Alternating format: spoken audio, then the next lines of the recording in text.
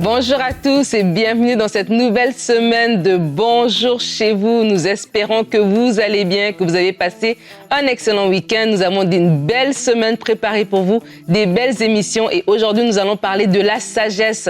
Peut-être que tu vis une situation compliquée et comment la solutionner. On aimerait t'inviter à décanter cette situation par la sagesse et pour en parler, je suis avec Omer et Annabelle. Bonjour à vous deux. Ah, bonjour. Bonjour très chère Annabelle. Vous allez très bien. Sage Omer. On va faire une belle émission sur la sagesse et j'aimerais dire qu'Annabelle, tu as des conseils très très sages, souvent, très souvent d'ailleurs. Et donc je suis bien contente que tu sois sur le plateau pour faire cette émission. Et avant de commencer, avant de parler même de ce qu'on va parler aujourd'hui, j'aimerais aussi vous informer, vous donner des nouvelles d'Yveline. J'ai vu que plusieurs avaient demandé où est-elle, on ne l'a pas vue depuis longtemps. Oui, c'est vrai qu'Yveline n'est pas là depuis un certain temps, c'est moi qui assure l'animation des émissions, mais elle va bien, elle prend un congé bien mérité. Vous pouvez lui faire un petit commentaire sous la vidéo si vous la suivez sur YouTube pour lui dire que vous l'aimez, qu'elle vous manque. Et puis elle sera là bientôt, elle va revenir, mais elle se repose pour le moment. Et aujourd'hui, on parle de la sagesse. Et Omer, tu vas faire une réponse d'expert. Ah oui, comment développer la sagesse divine? Oui, comment développer. Grandir dans la sagesse. Grandir dans la sagesse. Absolument. C'est très, très important dans tout ce qu'on vit, en fait, en tant qu'enfant de Dieu. Des fois, on veut spiritualiser des choses alors qu'il y a des situations, ça prend tout simplement du bon sens ou encore, ça prend une étape de plus que le bon sens. Ça va être la sagesse de Dieu, une intelligence surnaturelle, voilà, une capacité comme celle que le Seigneur va nous donner, une clairvoyance devant certaines situations. Et donc, en dernière partie d'émission, je vais présenter un livre, La culture anti-dette de Jeff Letts, alors qu'on parle de sagesse et probablement dans nos finances aussi, nous avons besoin d'appliquer la sagesse. Alors ce livre va donner quelques conseils, je vais en parler tout à l'heure. Mais avant ça, on va commencer avec Annabelle dans la pensée du jour.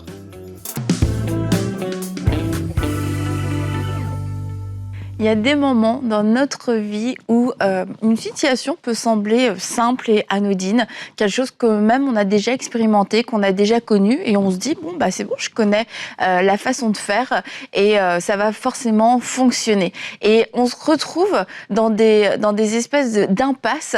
On se dit mais qu'est-ce qui se passe? Pourquoi est-ce que ça ne fonctionne pas? Pourtant j'ai fait la bonne chose, c'est intelligent, il y a plein de bon sens, c'est sage, je l'ai déjà fait, d'autres l'ont fait. Pourquoi est-ce que ça ne fonctionne pas? Eh bien, c'est le moment où on doit s'arrêter et se dire « Seigneur, j'ai besoin de me confier en toi ». Comme le dit le Proverbe 3, « Confie-toi en l'Éternel et ne t'appuie pas sur ta sagesse ».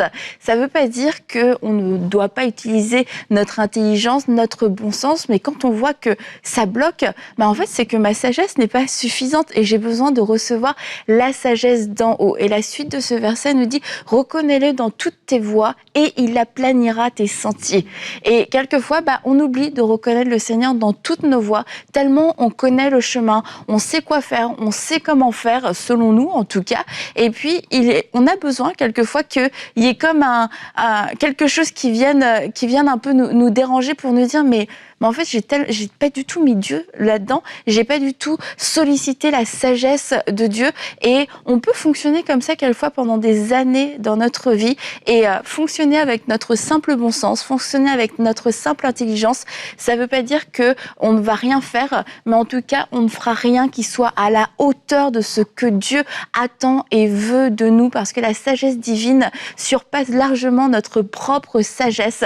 Même si on dit de nous, tu es quelqu'un de sage, tu es quelqu'un avec beaucoup de bon sens, je vous assure, apprenons à puiser dans la sagesse divine et on va pouvoir régler des problèmes tellement beaucoup plus rapidement. Si on a conscience de nos propres limites, on va plus vite aller vers lui et pour lui dire Seigneur, j'ai besoin de ta sagesse divine. Là, je suis en train de me battre dans cette situation, je suis en train de me battre avec un collègue, je suis en train de me battre avec mes enfants, je suis en train de me battre avec un problème financier, administratif et j'essaye de trouver des solutions, etc., des bonnes solutions. Je vais sur Internet, j'appelle des spécialistes, des experts, etc.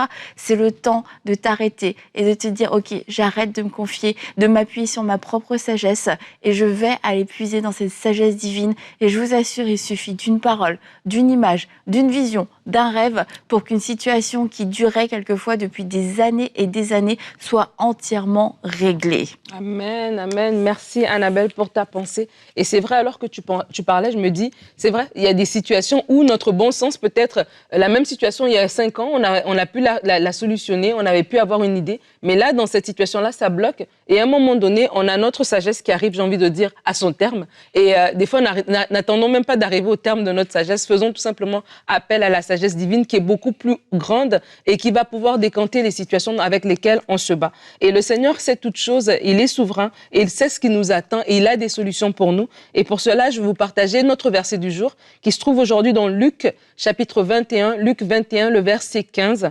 C'est Jésus qui va parler à ses disciples. Il va leur dire « Car je vous donnerai des paroles et une sagesse telle qu'aucun de vos adversaires ne pourra s'y opposer ni les contredire. » Et c'est tellement beau cette parole, je trouve que c'est une belle promesse que le Seigneur donne à ses disciples, alors qu'il va partir, alors qu'ils vont être persécutés, ils vont vivre différentes situations. Mais Jésus est en train de leur dire, ne craignez rien, je vais vous donner les mots, je vais vous donner une sagesse qui va faire, quand tu vas parler, il y a quelque chose comme ça qui va se passer. Et on le voit plus tard, hein, que Pierre va parler, 3000 personnes vont venir au Seigneur parce qu'il y avait le Saint-Esprit qui était là. Mais même quand les disciples parlaient, on se disait, les gens disaient, mais c'est des gens qui ont peu d'instruction, mais ils parlent d'une manière que c'est pas le fruit de leur propre sagesse, c'est pas le fruit de leur propre environnement, de ce qu'ils ont pu vivre avant. Et c'est ça qui se passe lorsqu'on vit, on fait appel à la sagesse divine, c'est que c'est pas une question de notre diplôme, c'est pas une question de notre âge, on peut vraiment manifester une sagesse qui dépasse ce que les gens auraient pu attendre de nous, en fait.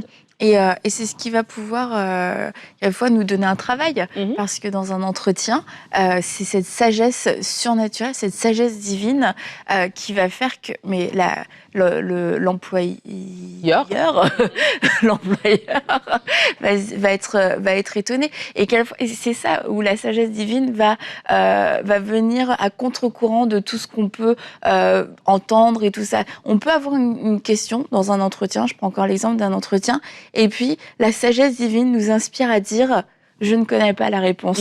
Et tu te dis « j'ai échoué à l'entretien ». Tous les gens qui passent l'entretien veulent absolument trouver la bonne réponse. Et toi, tu dis « je ne connais pas la réponse ».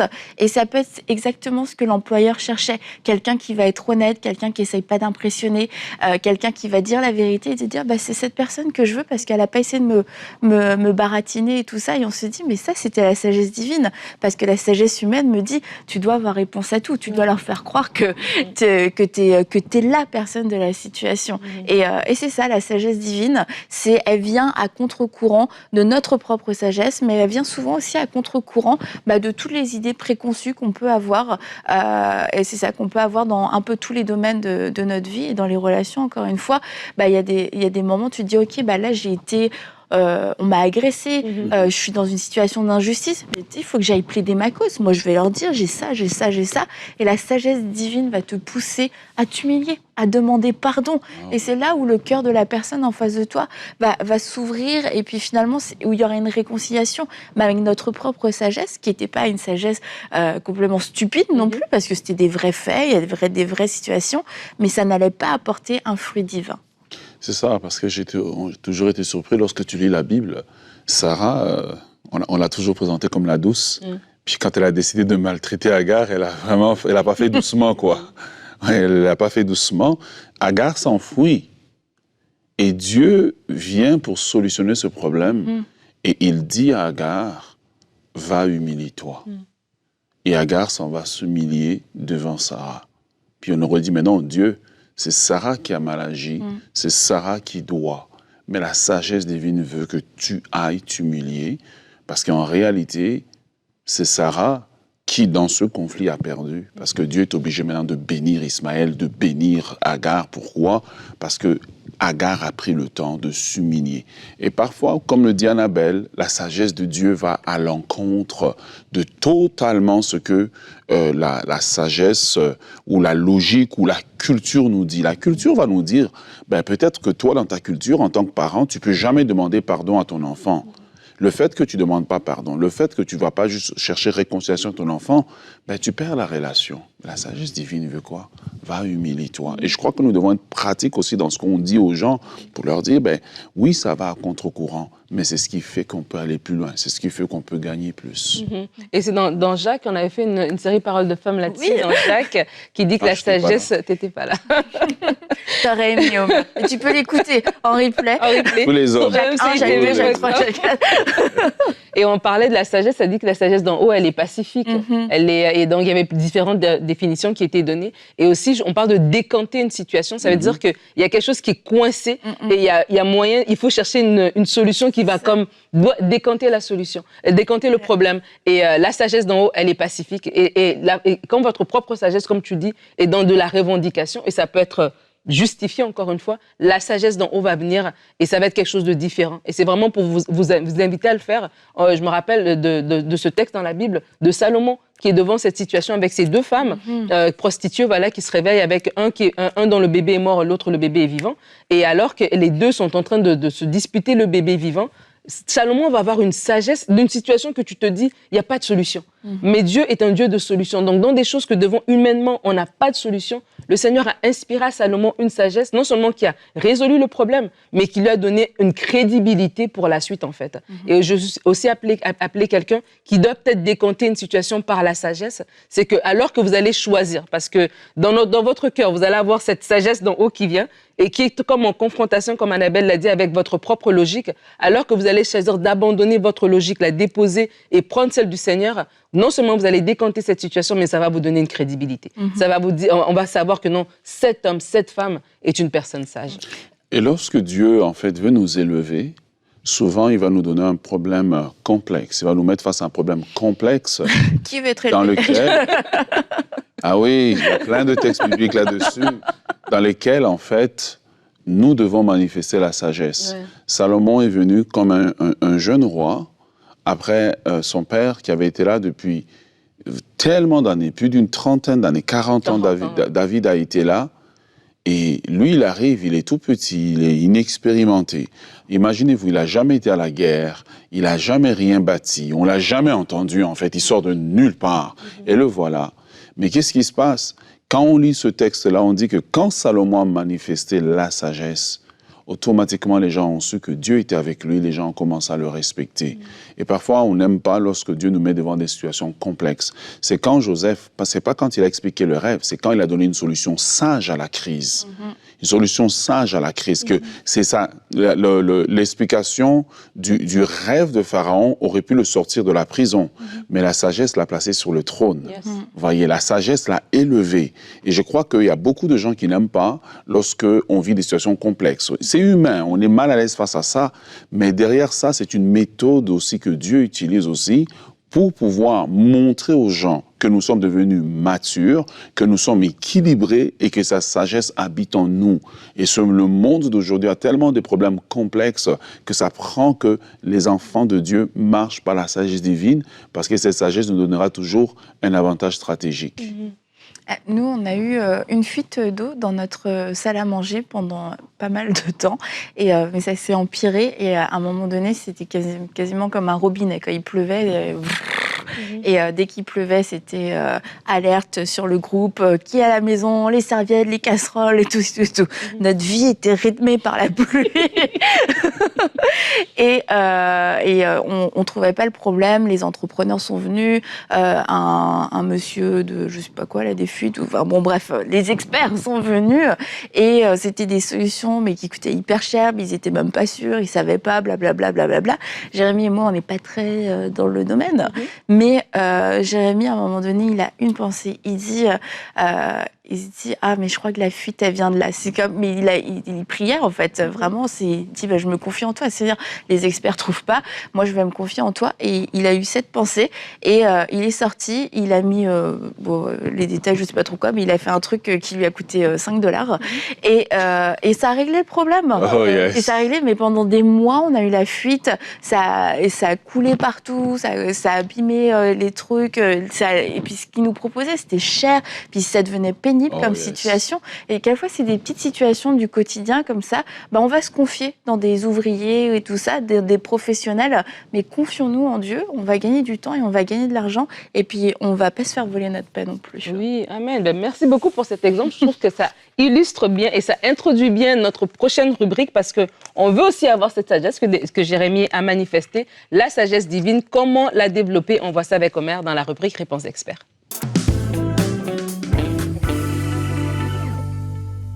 Alors, comment développer la sagesse divine? J'ai quelques minutes pour répondre à cette question, alors que ça prendrait carrément une semaine d'émission. Et donc, c'est un sujet à venir.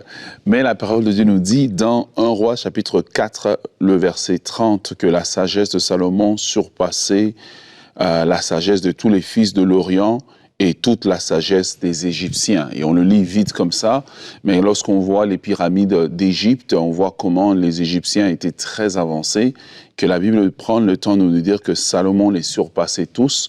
C'est parce qu'il n'y avait pas en lui une sagesse naturelle, mais il y avait en lui une sagesse qui venait de la part de Dieu, au point où que les gens venaient de différents endroits, non seulement pour l'écouter, mais pour qu'ils puissent résoudre les problèmes complexes.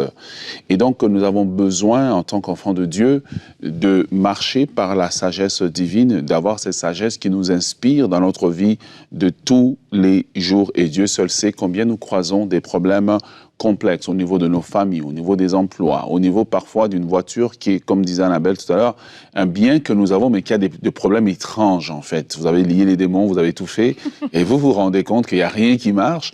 Peut-être que vous avez besoin d'appliquer la sagesse divine. Et donc, quand on comprend comment la sagesse divine fonctionne, cela nous aide aussi à mettre cela à notre avantage. Dieu ne nous a pas donné le Saint-Esprit seulement pour nous aider à parler en langue occulte, mais Dieu nous donne ce Saint-Esprit pour nous guider tous les jours et mettre en nous la sagesse divine. Et donc, nous comprenons qu'il y a selon la parole de Dieu, 3 types de sagesse, mais je vais me concentrer sur 2. La sagesse du monde, il y a la sagesse démoniaque, comme dit la parole de Dieu, et il y a la sagesse divine. La sagesse du monde, en fait, s'appuie sur le raisonnement. Le raisonnement, ce qui semble logique, ce qui semble bon. Exemple, comme on le disait tout à l'heure, quelqu'un m'a fait du mal, je dois réclamer réparation, je dois réclamer justice. Mais parfois, la sagesse de Dieu dit, supportez qu'un peu d'injustice vous soit fait. Donc, la sagesse divine fait que je me confie dans la justice de Dieu plus que dans la justice des hommes. Et la sagesse divine, évidemment, s'appuie sur Dieu. L'apôtre Paul, dans 1 Corinthiens, chapitre 2, le verset 13, dit « C'est pourquoi Dieu nous parle non avec des discours, ou dans d'autres versions, il dit « Nous en parlons non avec des discours qu'enseigne la sagesse humaine, mais avec ceux qu'enseigne l'esprit, employant un langage spirituel pour des choses spirituelles. » Et nous comprenons que les 2 sagesses sont en opposé. Mais il y a quelque chose qu'on remarque lorsqu'on regarde ce texte. On voit premièrement que les 2 sagesses ont la capacité d'enseigner. La sagesse du monde enseigne. Elle enseigne selon les différentes philosophies, façons de penser des hommes, les penchants des hommes. Et il y a la sagesse de Dieu aussi qui enseigne. Ensuite de cela, il est possible alors, puisque les 2 sagesses enseignent, il est possible alors de grandir dans les 2 sagesses. Donc, on peut être un enfant de Dieu, on a plus grandi dans la sagesse des choses de ce monde, dans la sagesse qui gouverne ce monde, que dans la sagesse de Dieu. C'est comme ça qu'on va croiser quelqu'un qui est capable de citer Socrate et Chenzu, toutes les sciences orientales et toute cette sagesse qui est une sagesse qui semble bonne, mais qui est une sagesse qui n'est pas de Dieu, qui est du monde. Et je ne dis pas cela pour dire que toute sagesse du monde est mauvaise. Il y a du bon dedans, mais c'est la sagesse de Dieu qui doit nous gouverner. Amen. Troisième des choses qu'on comprend alors, c'est que les 2 sagesses sont en opposition. La sagesse du monde et la sagesse de Dieu sont en opposition. Voilà pourquoi dans 1 Corinthiens chapitre 3, le verset 9, l'apôtre Paul le dit avec raison que la sagesse de ce monde est une folie devant Dieu. Et quand le monde regarde la sagesse de Dieu, mais il dit non, c'est une folie. Comment est-ce que la sagesse de Dieu peut dire que le faible dit je suis fort, que le pauvre dit je suis riche? C'est une folie. Comment est-ce que dans la sagesse de Dieu, il peut sauver l'humanité entière juste par une seule personne qui meurt sur une croix? C'est quasiment impossible. Voilà pourquoi je voudrais vous inviter aujourd'hui, comme Annabelle l'a dit dans Proverbes chapitre 3, eh bien, ne pas nous confier dans notre sagesse, mais nous confier dans la sagesse de Dieu. Pourquoi? Parce que Ecclésiaste chapitre 7, le verset 12 nous dit « Car à l'ombre de la sagesse, on est abrité comme à l'ombre de l'argent, mais un des avantages de la science, c'est que la sagesse fait vivre ceux qui la possèdent. » Donc on comprend ici que l'avantage de la sagesse divine nous aide alors à être à l'abri de beaucoup de situations, de beaucoup de problèmes que nous pourrions rencontrer et de sortir aussi de ces problèmes. Alors venons-en au fait, comment maintenant grandir dans cette sagesse. Je ne dis pas comment la développer, mais comment grandir, parce que cette sagesse, à la nouvelle naissance, nous est donnée comme une semence du Saint-Esprit en nous qui a besoin de grandir. Première des choses pour développer cette sagesse, eh bien, c'est la crainte de Dieu. Psaume 111, le verset 10 nous dit que la crainte de l'Éternel est le commencement de la sagesse. Il est impossible de développer la sagesse quand vous voulez ignorer Dieu, quand vous ne vivez pas avec le respect de la personne de Dieu, le respect de qui Dieu est. Quand on parle de crainte ici, on parle de la révérence, du respect, de savoir qu'au-dessus de toute autorité, il y a l'autorité de Dieu. Que certaines choses, je ne les ferai pas parce que je crains l'homme, mais comme Joseph a dit face à la femme de Potiphar, il dit « Je crains Dieu, j'ai le pouvoir de faire ces choses, mais je crains Dieu ». Deuxième chose qui va nous aider à développer cette sagesse et à grandir dedans, eh bien, c'est apprendre à rejeter la sagesse de ce siècle. La Bible nous dit que si, 1 Corinthiens chapitre 3, le verset 18, si quelqu'un pense être sage selon ce siècle, qu'il devienne fou afin de devenir sage. Donc nous voyons ici que au plus nous mettons la sagesse de ce monde de l'avant, eh bien pour Dieu, nous paraissons fous. Et une des façons de devenir sage, c'est que la sagesse de Dieu qui est donnée dans sa parole puisse prendre le dessus. La sagesse du monde nous dit, si quelqu'un t'a fait du mal, rends-lui le mal. Mais la parole de Dieu nous dit, pardonne à ceux qui t'ont offensé. Alors si nous comprenons que si nous marchons par la sagesse de Dieu, nous allons grandir. Troisième clé pour développer cette sagesse divine, eh bien, c'est le renouvellement de l'intelligence. Sans le renouvellement de l'intelligence, nous allons toujours penser dans le paradigme de ce monde, et c'est un paradigme capitaliste dans lequel, bien, je travaille pour moi, je travaille pour tirer le meilleur, je dois écraser pour avancer, je dois faire du mal aux autres, je dois murmurer lorsqu'un mal m'est fait, mais lorsque nous marchons dans le renouvellement de l'intelligence, selon Romains chapitre 12, le verset 2, nous commençons alors à penser autrement. Et même pour les gens qui nous entourent, nous devenons comme un mystère pour eux parce qu'ils ne comprennent pas comment est-ce que dans une situation complexe, nous pouvons juste rester calmes en sachant que la sagesse divine dit que, eh bien, et la paix de Dieu, eh bien, gardera vos cœurs et vos pensées. Et la sagesse de Dieu veut que je reste calme, que je ne sois pas juste hâtif à avoir des réponses. La sagesse de Dieu fait que lorsque je suis reprimandé, eh bien, je ne me lève pas pour combattre mon patron, mais que je comprends au travers de sa voix, il y a peut-être la voix de Dieu qui est en train de me parler. Donc, le renouvellement de l'intelligence permettra que nous puissions, réfléchir autrement. Comment j'arrive au renouvellement de l'intelligence? C'est le plus de temps que je passe dans la présence de Dieu, dans la parole de Dieu, dans l'enseignement des Écritures, je commence à réfléchir autrement. Alors, le chrétien et je ne juge personne, parce qu'aujourd'hui, tout le monde est rendu hypersensible, on ne peut rien leur dire, mais la sagesse veut que je puisse te parler en ce moment. Le chrétien qui ne se présente qu'à l'église que le dimanche, qui ne fait rien, qui n'écoute pas les enseignements, tu ne te présentes que pour, je ne sais pas, parce que c'est le... Non, il faut que tu prennes le temps avec Dieu, parce que au plus tu prends du temps avec Dieu, au plus tu demeures dans sa présence, au plus tu lis les Écritures, au plus tu écoutes la parole de Dieu, au plus cette sagesse, elle est déposée en toi. Elle n'arrive pas comme ça, mais elle est déposée. Quatrième clé pour terminer, eh bien, Jacques chapitre 1, le verset 5 nous dit, eh bien, si quelqu'un manque de sagesse, qu'il la demande à Dieu. Voilà, ça c'est la clé, une des clés aussi Demandez à Dieu de vous rendre sage. Devant face différentes situations, Seigneur, je dois rencontrer mon patron, je dois parler à mon enfant, donne-moi le mot, donne-moi la sagesse, donne-moi le cœur de compassion. Laisse-moi voir ces situations selon que toi tu le vois. Seigneur, donne-moi tes yeux pour que je puisse réellement être orienté selon toi. Je termine en disant ceci, la Bible nous donne un conseil dans Colossiens chapitre 4, le verset 5. La Bible dit, conduisez-vous avec sagesse envers ceux du dehors et rachetez le temps. C'est le dernier conseil que je nous donne, non seulement de nous conduire avec sagesse envers ceux du dehors, mais de nous conduire avec sagesse envers tout le monde. Nous avons besoin de la sagesse divine. Amen. Merci Omer, c'était super, vraiment excellent. J'ai été captivée par ta réponse d'expert. Merci beaucoup. Je crois que beaucoup de choses ont été dites. Nous avons appris encore aujourd'hui, encore une fois. Et on va continuer cette émission pour terminer avec la rubrique Culture et Médias.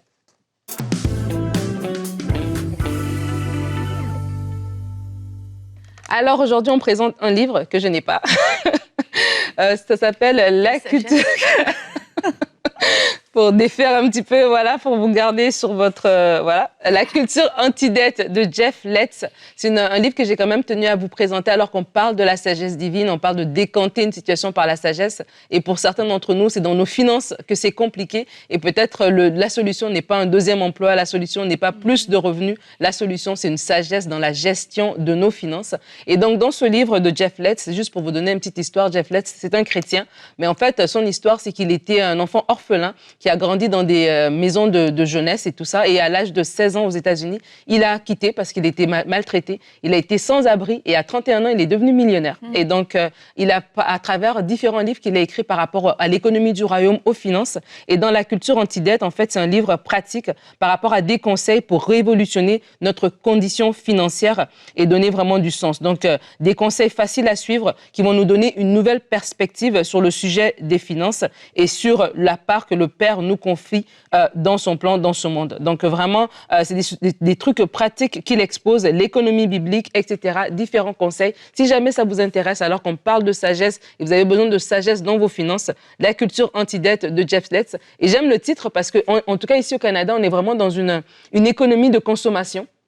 Et même juste le mot culture anti-dette, c'est d'avoir la pensée de dire que je ne suis pas obligé d'être endetté, je ne suis pas obligé d'accumuler des dettes à gauche et à droite. C'est déjà une mentalité. Omer a parlé du renouvellement de l'intelligence. Romains 1 nous dit, 12 verset 1 nous dit de ne pas nous conformer au siècle présent. Et si peut-être pour certains d'entre vous, vous êtes juste dans un contexte de consommation en fait, et vous avez des dettes qui sont des dettes même pas parce que vous avez eu besoin, mais c'est juste parce que vous êtes dans un contexte de consommation. On vous invite aussi à rechercher le renouvellement de l'intelligence et la sagesse divine pour gérer vos finances. Alors, on termine notre émission aujourd'hui. Demain, nous aurons un invité pour les 3 prochains jours d'ailleurs, le pasteur Daniel Chéry. Demain, notre thème sera « As-tu le temps de faire ce qui compte ?» Et le pasteur Daniel fera une rubrique famille sur comment être un parent présent. Une belle émission qui nous attend demain. Merci Annabelle, merci Omer pour tout ce que vous avez apporté. Merci à vous, on vous dit à demain et bonjour chez vous.